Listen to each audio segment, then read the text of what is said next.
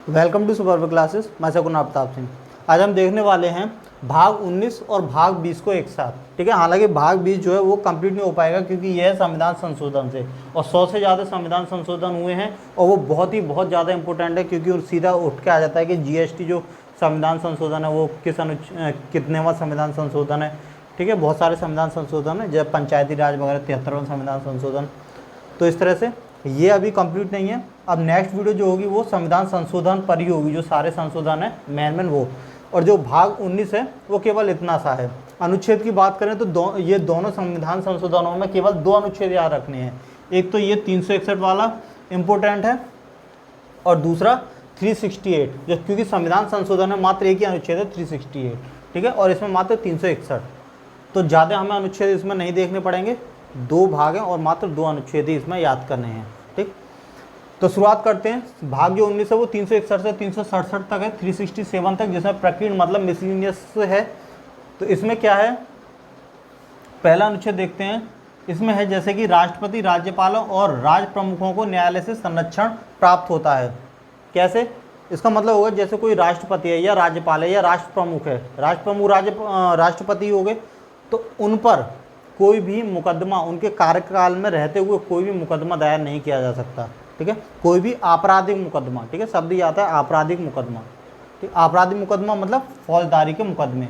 अब बात करें, अगर वो ऐसा कुछ करते हैं और वो जब अपने पद से हटते हैं तो उनको अरेस्ट किया जा सकता है अगर वो साबित होते हैं, पर पद पर रहते हुए उन पर कोई भी मुकदमे दायर नहीं किए जा सकते। मतलब कि उन्हें न्यायालय से संरक्षण होता है, किसी भी कोर्ट में कोई भी मुकदमा उन पर दायर नहीं हो सकता, ये उनको संरक्षण मिल जाता है न्यायालय से। तो यही इंपॉर्टेंट है कि ये वाला क्वेश्चन एक बार आ चुका है। बाकी 365 देख लेते हैं। इसमें क्या है कि संघ द्वारा दिए गए निर्देशों का अनुपालन करने में अक्षम राज्य सरकार पर प्रभाव, यानी कि अगर संघ कोई राज्यों को दिशा निर्देश देती है और राज्य उन दिशा निर्देशों का पालन नहीं कर पाता या पालन करने में असमर्थ रहता है, तो उसको संवैधानिक तंत्र विफल होने के को कगार देकर, मतलब ये मान लिया जाता है कि वो राज्य उस राज्य में संवैधानिक तंत्र विफल हो गया है और उस पर राष्ट्रपति शासन लगा दिया जाता है। कब? जब कोई वो संघ के जो निर्देश हैं उनका पालन नहीं कर पाता कोई राज्य, तो उस पर क्या करार दिया जाता है कि इसमें संवैधानिक तंत्र जो है वो विफल हो गया और उस पर राष्ट्रपति शासन लगा दिया जाता है। तो वो गया 365। 366 में कुछ नहीं है, उसमें कुछ परिभाषाएं दी हुई हैं, बहुत सारी हैं, कई चीज़ें चैरिटी वगैरह पर यहाँ मेन लिए गए हैं, जैसे एंग्लो इंडियन हो गए, उधार हो गए, ऋण हो गए, शुल्क और अनुदान या सब्सिडी वगैरह। एंग्लो इंडियन किनको बोलते हैं कि वो इंडियन है जो भारत की माताओं से पैदा हुए हैं लेकिन उनके पिता अंग्रेज हैं। जब अंग्रेज यहाँ पर रहते थे वो कुछ भारतीय जो लड़कियां हैं उनसे शादी कर लिया करते थे, उनसे बच्चे होते थे। अब देश आज़ाद होने के बाद में अंग्रेज तो चले गए, बाकी जो लड़कियां थी और उनके बच्चे वो यहीं रह गए, तो उनकी जो संतानें हैं वो सारी एंग्लो इंडियन बोली जाएंगी। मतलब पिता इनके अंग्रेज हैं, अंग्रेज मतलब यूरोपीय, और जो माता हैं वो इंडियन है और वो इनके पिता इनको छोड़ के चले गए हैं और अब ये बच्चे बचे हुए हैं, तो इनको बोले जाते हैं एंग्लो इंडियन। एंग्लो इंडियन को लोकसभा में 2 एंग्लो इंडियन को राष्ट्रपति मनोनीत करते हैं, इनकी 2 सीटें रिजर्व हैं। ठीक, तो एंग्लो इंडियन की डेफिनेशन है। उधार वगैरह, उधार, ऋण, शुल्क, इनमें यह ध्यान रखना है कि उधार के ऊपर क्वेश्चन आया था कि उधार को चुकाना बाध्यकारी नहीं है, बाध्यकारी नहीं, और अगर ऋण लेते हैं तो इसको चुकाना बाध्यकारी होता है। मतलब किसी से अगर ऋण लिया है तो उसको चुकाना जरूरी है, बाध्य हो तुम उसको चुकाने के लिए। तो ऋण बाध्यकारी है और उधार बाध्यकारी नहीं है। क्वेश्चन ये उठ के आ गया था कि निम्न में से कौन सा बाध्यकारी नहीं है। शुल्क क्या है? किसी भी संस्था में किसी भी सेवा के बदले में जो भी एक अमाउंट दिया जाता है वो शुल्क हो गया।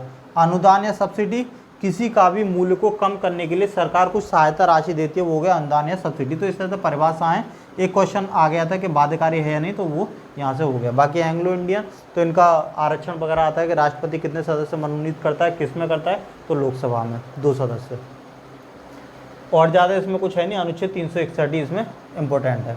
अब देखते हैं संविधान संशोधन। तो संविधान संशोधन का अगर बाह्य स्रोत की बात करें कहाँ से लिया है, तो ये अफ्रीका से संविधान संशोधन लिया गया है।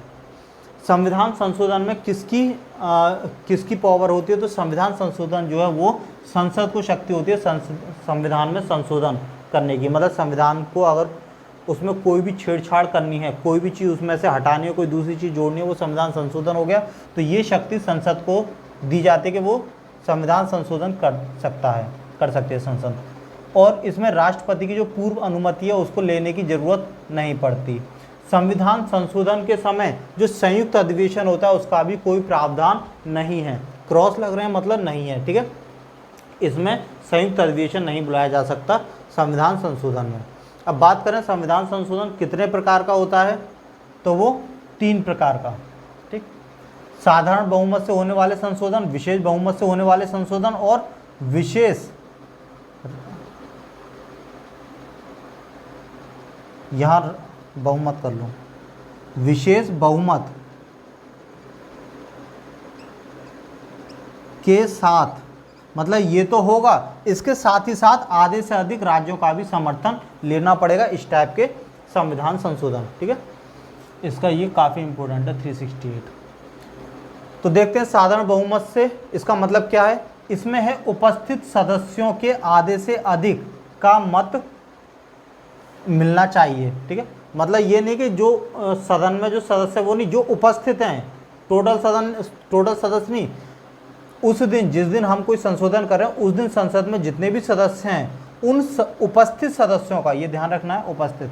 राष्ट्रपति पे जो महाभियोग लगता है उनमें क्या होता है, जो कुल जो सदस्य होते हैं उनका 2/3 वगैरह लिया जाता है, लेकिन यहाँ क्या है, उपस्थित सदस्यों के आधे से अधिक होना चाहिए बस, ठीक है, इतना ही है। कौन से, जो उपस्थित सदस्य, तो यहाँ ये क्वेश्चन फंसा सकते हैं, ठीक है।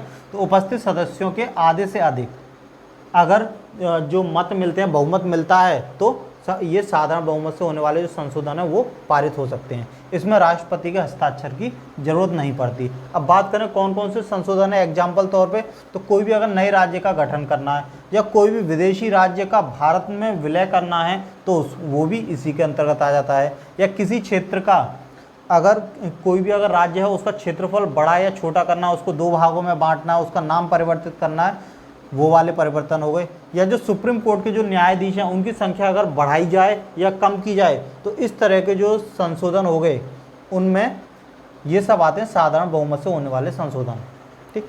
अब बात करते हैं विशेष बहुमत से होने वाले संशोधन।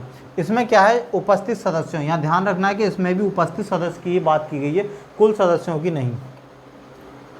उपस्थित सदस्यों के 2/3 बहुमत से इसमें बहुमत पारित होना चाहिए, ठीक। 2/3 बहुमत अगर मिलता है तो ये विशेष बहुमत के जो संशोधन है वो पारित हो सकते हैं, ठीक। अब कौन कौन से इसमें संशोधन आते हैं, तो जैसे कि कोई भी अनुच्छेद हो गया, संविधान में बहुत सारे आर्टिकल हैं, तो किसी भी अनुच्छेद में अगर परिवर्तन करता है तो वो ये वाला हो जाता है विशेष बहुमत। जैसे कि मौलिक अधिकार हो गए, उसमें बहुत सारे 12 से 35 तक हैं, नीति निर्देशक तत्व हैं, ठीक। तो ये एग्जाम्पल तौर पे हैं, वैसे तो यहाँ बोल रहे हैं किसी भी अनुच्छेद में, ठीक। एग्जाम्पल तौर पे मौलिक अधिकार हो गया, नीति निर्देशक तत्व हो गया, और भी बहुत सारे हैं। किसी भी अनुच्छेद में परिवर्तन करते हैं तो वो विशेष बहुमत, मतलब 2/3 बहुमत होना चाहिए। किसमें, उपस्थित सदस्यों का 2/3। और महाभियोग में क्या होता है, जो कुल सदस्य होते हैं, कुल सदस्य का, उपस्थित नहीं, जो कुल हैं, जो भी मनोनीत होते हैं, या जो भी मतलब मनोनीत, जो राष्ट्रपति मनोनीत करते हैं उनको तो हटा दिया जाता है, जो भी कुल सदस्य होते हैं उनका 2/3। और इसमें उपस्थित का, उस दिन जितने भी सदस्य आते हैं उनका 2/3। अब है विशेष बहुमत के साथ साथ आधे से अधिक राज्यों का समर्थन। इसमें क्या है कि जो उपस्थित हैं, यहाँ भी उपस्थिति की ही बात है, जो उपस्थित सदस्य हैं उनका 2/3 तो होना ही चाहिए। साथ के साथ जो राज्य हैं उनमें से आधे से ज़्यादा राज्यों का भी समर्थन हासिल होना चाहिए, तभी उन चीज़ों में मतलब वो संशोधन किए जा सकते हैं। एग्जाम्पल तौर पे जैसे कि राज्यों के हित से जुड़े हुए जितने भी विषय हैं, मतलब जैसे कोई विषय है अगर वो राज्यों, उसमें राज्यों का भी हित है, मतलब राज्यों से संबंधित हैं एक तरह से, वो विषय जो राज्यों से संबंधित हैं उनमें आधे से अधिक राज्य की जो वो है उनका मत होना जरूरी है। अब राज्यों से जुड़े जो विषय हैं वो हमें पता है कि 7वीं अनुसूची में है। 7वीं में था संघ सूची, राज्य सूची और समवर्ती सूची। राज्य सूची में तो राज्य सूची के सारे आ ही गए, और समवर्ती सूची में जो राज्य और संघ दोनों ही मिलके जो उनके कार्यक्षेत्र होते हैं, उनके जो विषय होते हैं, वो समवर्ती सूची में आ गए। तो समवर्ती सूची पूरी की पूरी इसी के अंतर्गत आ जाती है। उसके अलावा कोई भी टैक्स वगैरह अगर निर्धारण करना है कि राज्यों में कितना जीएसटी लगाना चाहिए, कितना परसेंट, ठीक है, क्योंकि टैक्स अब जीएसटी हो गया है, तो वो सभी इसी के अंतर्गत आ जाते हैं, विशेष बहुमत के साथ साथ राज्यों के समर्थन वाले में, सी टाइप में। ठीक, अब इसमें हमें कुछ नहीं याद करना, ये अफ्रीका से लिया गया इसका अनुच्छेद। ठीक है, बाकी इतना इनमें से नहीं आता, समझने के लिए जरूरी है। हाँ, ये आ सकता है कि उपस्थित छात्रों के आधे के संविधान संशोधन में कितना बहुमत की जरूरत है, तो आधे से अधिक। ठीक, इस तरह से याद रखना, उपस्थित का आधे से अधिक, बस इतना ही क्वेश्चन आ सकता है, बाकी इससे ज़्यादा क्वेश्चन नहीं देखे गए हैं। हाँ, अब जो संविधान संशोधन में जो नेक्स्ट वीडियो आई जिसमें है कि कौन कौन से संविधान संशोधन हुए हैं, जिससे जीएसटी परिवर्तन कौन सा संविधान संशोधन है, भारत बांग्लादेश भूमि हस्तांतरण कौन सा संविधान संशोधन है, पंचायती राज जो 73वां संविधान संशोधन है वो किस सन में हुआ, तो वो संविधान संशोधन और उनकी सनें, ये क्वेश्चन काफ़ी पूछे जाते हैं। तो नेक्स्ट वीडियो में हम इसी का डिटेल देखेंगे, सारे संविधान संशोधन जो भी इम्पोर्टेंट हैं। 100 के 100 देखने तो पॉसिबल नहीं है, ना वो याद होने वाले, तो हम इम्पोर्टेंट संविधान संशोधन देखने वाले हैं। इसके अलावा अगर आप इतिहास या भूगोल करना चाहते हैं तो लगभग 49 वीडियो में मैंने इतिहास कवर करवा चुका है और 29 वीडियो में पूरी भूगोल कंप्लीट करा चुकी है। प्लेलिस्ट में जाके आप पूरी वीडियो को एक तरफ से देखकर उनके नोट्स बना सकते हैं। धन्यवाद।